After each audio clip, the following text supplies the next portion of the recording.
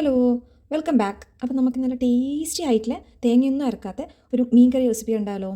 തേങ്ങയൊന്നും അരക്കാണ്ട് തന്നെ ഇത്രയും തിക്നെസ്സിൽ നമുക്ക് കിട്ടും. അപ്പം നമുക്ക് സ്റ്റാർട്ട് ചെയ്താലോ. ഇത് കുരുമുളക് വെച്ചിട്ടാണ് ചെയ്യുന്നത്. അപ്പോൾ കുരുമുളകിൻ്റെ ടേസ്റ്റ് ഉള്ളവർക്ക് കൂടുതൽ ഇഷ്ടമാണെന്ന് വിചാരിക്കുന്നു. അപ്പോൾ അതിനായിട്ടൊരു ചട്ടിയിലേക്ക് 3 ടേബിൾ സ്പൂൺ കുരുമുളക് ഇടുക. പച്ചക്കുരുമുളക് ഇട്ട് കൊടുക്കുക. പച്ചക്കുരുമുളക് ഉദ്ദേശിച്ചത് സാധാ നമ്മൾ പൊടിക്കാത്തതാണ് ഉദ്ദേശിച്ചത്. ഇട്ട് കൊടുത്തിട്ടാകുമ്പം അതിലേക്ക് ആവശ്യത്തിന് വെള്ളവും ചേർത്ത് അതൊന്ന് തിളപ്പിക്കാൻ വെക്കുക.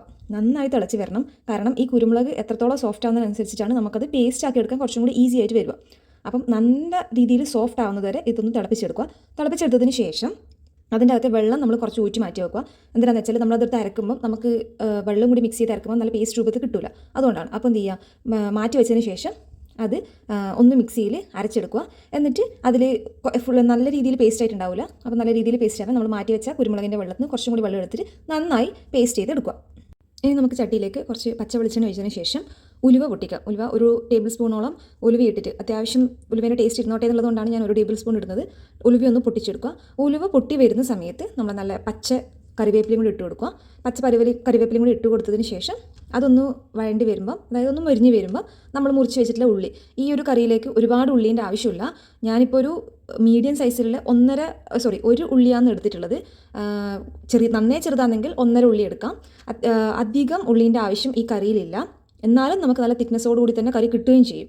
അപ്പം ആ മുറിച്ച് വെച്ചിരിക്കുന്ന ഉള്ളിയും കൂടെ ചേർത്ത് നന്നായി വഴറ്റി കൊടുക്കണം. നന്നായി വഴറ്റുമെന്ന് വെച്ചാൽ നമുക്ക് ആ ഒരു ഉള്ളി ഇങ്ങനെ മുഴുവനോടെ ഉണ്ടാവരുത്. കടിക്കുമ്പം ഉള്ളി കൂടുതൽ കടിക്കാൻ കിട്ടരുത്. അതുകൊണ്ട് നന്നായിട്ട് വഴറ്റി, നമ്മളെ ബിരിയാണിക്കൊക്കെ ആക്കുന്ന പോലെ നന്നായി വഴറ്റി വെക്കുക. വഴറ്റിയതിന് ശേഷം അതിലേക്ക് 1 ടേബിൾ സ്പൂൺ ഇഞ്ചി ചതച്ചത്, വെളുത്തുള്ളി നമ്മൾ ചേർത്തിട്ടില്ല, ഇഞ്ചി മാത്രം, ഇഞ്ചി ചതച്ചും കൂടെ ചേർത്ത് അതും നന്നായിട്ടൊന്ന് വഴറ്റി കൊടുക്കുക. അതും നന്നായി വഴണ്ടി വന്ന്, അതായത് അതിൻ്റെ ഒരു പച്ച മണം മാറുന്ന സമയത്ത് ഒരു 2 പച്ചമുളക് നമ്മൾ അതിലേക്ക് കീറിയിട്ട് കൊടുക്കുന്നുണ്ട്. 4ആയിട്ട് കീറിയിട്ടിട്ട് ഞാൻ 2 പച്ചമുളകും കൂടെ ചേർത്ത് കൊടുക്കുന്നുണ്ട്. ഇതിൽ എരിവിന് വേണ്ടിയിട്ട് വേറെ ഒന്നും തന്നെ ഉപയോഗിക്കുന്നില്ല. കുരുമുളകും ഈ പച്ചമുളകും മാത്രമേ ഉപയോഗിക്കുന്നുള്ളൂ. നിങ്ങൾക്ക് എരിവ് കൂടുതൽ ഇഷ്ടമാണെങ്കിൽ കുറച്ചും കൂടെ ആഡ് ചെയ്യാം. ഇനി ഇത്ര ഇഷ്ടമില്ലാന്നുണ്ടെങ്കിൽ കുറച്ച് കുറക്കുകയും ചെയ്യാം. അതിനുശേഷം അതും ഒന്ന് വഴണ്ടി വന്നതിന് ശേഷം അതിലേക്ക് ഒരു 2 ടേബിൾ സ്പൂൺ മല്ലിപ്പൊടിയും അതേപോലെ ഒരു 1/4 ടീസ്പൂൺ മഞ്ഞൾപ്പൊടിയും കൂടി ചേർത്ത് അതും നന്നായിട്ടൊന്ന് മിക്സ് ചെയ്യാം. അതും നന്നായി മിക്സ് ചെയ്ത് അത് വഴണ്ടി വരുമ്പോൾ, അതിൻ്റെ പച്ചമണമൊക്കെ മാറുമ്പോൾ നമ്മൾ ഒരു തക്കാളി നല്ല ചെറുതായി മുറിച്ചിട്ടതും കൂടി ചേർത്ത് നന്നായിട്ട് വീണ്ടും ഒന്ന് മിക്സ് ചെയ്തെടുക്കുക. ഒരു വഴണ്ട രൂപമാവുന്നത് വരെ ഒന്നും കൂടെ മിക്സ് ചെയ്തെടുക്കുക. അതിൻ്റെ കൂടെ ഉപ്പും കൂടെ ആഡ് ചെയ്തിട്ടുണ്ടായിരുന്നു. ഉള്ളി വഴറ്റുമ്പോൾ പെട്ടെന്ന് വഴണ്ട് കിട്ടാൻ വേണ്ടി നിങ്ങൾ ശ്രദ്ധിച്ചിട്ടുണ്ടാവുമെന്ന് വിചാരിക്കുന്നു. ഇനി നമ്മൾ അരച്ച് വെച്ചിരിക്കുന്ന കുരുമുളകിൻ്റെ പേസ്റ്റില്ലേ, അതും കൂടി ചേർത്ത് വീണ്ടും നന്നായിട്ട് യോജിപ്പിച്ചെടുക്കണം. ഈ നമ്മൾ ഉള്ളിയും തക്കാളിയും പച്ചപ്പറങ്കിയും ഈ കുരുമുളകും എല്ലാം തന്നെ നന്നായിട്ട് ഒരുമിച്ച് മിക്സ് ചെയ്ത് വരുന്നത് പോലെ നന്നായി വഴറ്റിയെടുക്കുക. കൈ എടുക്കാണ്ട് ഇളക്കാൻ ശ്രദ്ധിക്കണം, അത് വഴറ്റിയെടുക്കാൻ ശ്രദ്ധിക്കണം. കാരണം ഓൾറെഡി കുരുമുളക് ആയതുകൊണ്ട് തന്നെ കുരുമുളകിൻ്റെ ഒരു എക്സ്ട്രാ ടേസ്റ്റ് നിൽക്കും. അപ്പോൾ അതിൻ്റെ കൂടെ കരിഞ്ഞും കൂടെ പോയാൽ അത് ടേസ്റ്റ് ഉണ്ടാവില്ല. അതുകൊണ്ട് കൈ എടുക്കാണ്ട് തന്നെ ഇളക്കി കൊടുക്കണം. ഇനി അതിനകത്തേക്ക് നമ്മൾ നേരത്തെ തന്നെ കുറച്ചൊരു പുളി, നമ്മൾ ആവശ്യത്തിനുള്ള പുളി വെള്ളത്തിലേക്ക് കുതിർത്ത് വെച്ചിട്ടുണ്ടാവണം, സോഫ്റ്റ് ആവാൻ വേണ്ടിയിട്ട്. അതും കൂടെ ചേർത്ത് വീണ്ടും നന്നായിട്ട് മിക്സ് ചെയ്യാം. ആ കുരുമുളക് അരച്ച മിക്സിൻ്റെ അകത്ത് കുറച്ച് വെള്ളം കൂടെ ചേർത്ത് കുറച്ചും കൂടെ വെള്ളം കൂടി ഒഴിച്ചതിന് ശേഷം വീണ്ടും നന്നായി മിക്സ് ചെയ്തെടുക്കുക. ഈ ഒരു മിക്സ് കറക്റ്റായിട്ട് ആയിട്ടില്ലെങ്കിൽ നമുക്ക് ആ ഒരു കുരുമുളകിൻ്റെ പച്ചച്ചൊവ എടുത്ത് നിൽക്കും. അതുകൊണ്ടാണ് നന്നായിട്ട് മിക്സ് ചെയ്യണമെന്ന് ഞാൻ പറഞ്ഞു കൊടുക്കുന്നത്. അപ്പോൾ നന്നായി വഴണ്ടതിന് ശേഷം നമുക്കതിലേക്ക് കുറച്ച് വെള്ളം കൂടി ആഡ് ചെയ്യാം. വെള്ളം ആഡ് ചെയ്യുമ്പോൾ ശ്രദ്ധിക്കേണ്ട കാര്യം എന്ന് വെച്ചാൽ, നമുക്ക് എത്രയാണോ കറിക്ക് തിക്നെസ് വേണ്ടത് അതിനേക്കാൾ കുറച്ചധികം വെള്ളം ആഡ് ചെയ്യുക. എന്ന് വെച്ചാൽ ഒരുപാട് ആഡ് ചെയ്യരുത്. കാരണം നമുക്കിത് കുറുകി വരണം. ഈ കുരുമുളകിൻ്റെ ടേസ്റ്റ് ഒന്ന് കുറയാൻ വേണ്ടിയിട്ട്, നമുക്ക് കുറുകി വരാൻ വേണ്ടിയിട്ടാണ് കുറച്ചധികം ആഡ് ചെയ്യാൻ പറ്റുന്നത്. നമ്മൾ നേരത്തെ കുറച്ച് ഉപ്പ് ചേർത്തിട്ടുണ്ടായിരുന്നു ഉള്ളി വഴറ്റാൻ വേണ്ടിയിട്ട്, പക്ഷേ അത് മതിയാവില്ല. അപ്പോൾ ഈ സമയത്ത് നമുക്ക് ഉപ്പ് കറക്റ്റാണോ ചെക്ക് ചെയ്തതിന് ശേഷം ആവശ്യമുള്ള ഉപ്പും കൂടി ചേർത്ത് നന്നായി കുറുകാൻ വെക്കുക. നന്നായി കുറുകി വരണം. കുറുകി വരുന്ന സമയത്തേക്ക് നമ്മൾ ഇതിലേക്ക് മുറിച്ച് വെച്ച് കഴുകി വൃത്തിയാക്കി വെച്ചിരിക്കുന്ന മീൻ ചേർക്കുക. ഞാനിപ്പം മത്തിയാണ് ചേർത്തിട്ടുള്ളത്. ചെറിയ മീനുകളായിരിക്കും ഏറ്റവും കൂടുതൽ ടേസ്റ്റ് ഉണ്ടാവുക. അപ്പം മത്തി, അയില, നമ്മളെ ചെറിയ നത്തോലി, അങ്ങനത്തെ മീനുകളെല്ലായിരിക്കും ഇതിൽ ഈ ഒരു രീതിയിലാക്കുമ്പോൾ കൂടുതൽ ടേസ്റ്റ് ഉണ്ടാവുക. അപ്പോൾ നിങ്ങൾക്ക് ഇഷ്ടം ഏതാണെന്ന് വെച്ചാൽ അത് എടുക്കാം.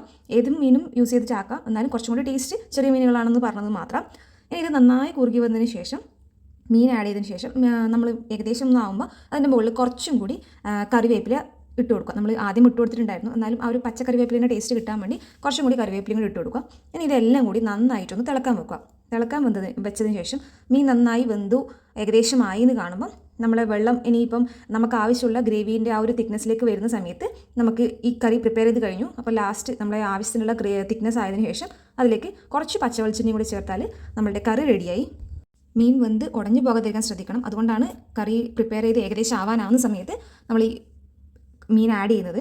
അപ്പം ഇത്രയും ആയാലും നമ്മുടെ കറി റെഡിയായി. ഇനിയിപ്പോൾ നമുക്കിത് ചോറിൻ്റെ കൂടിയോ അല്ല ചപ്പാത്തിൻ്റെ കൂടിയോ അല്ലെങ്കിൽ നമ്മൾ രാവിലെ ആക്കുന്ന ദോശേൻ്റെ കൂടിയോ അല്ലെങ്കിൽ നമ്മളെ പത്തിരിയിൽ അതുപോലുള്ള ആഹാരങ്ങളുടെ കൂടി ഏതിൻ്റെ കൂടിയായാലും നമുക്കിത് നല്ല കോമ്പിനേഷനായിട്ട് യൂസ് ചെയ്യാൻ പറ്റുന്നതാണ്.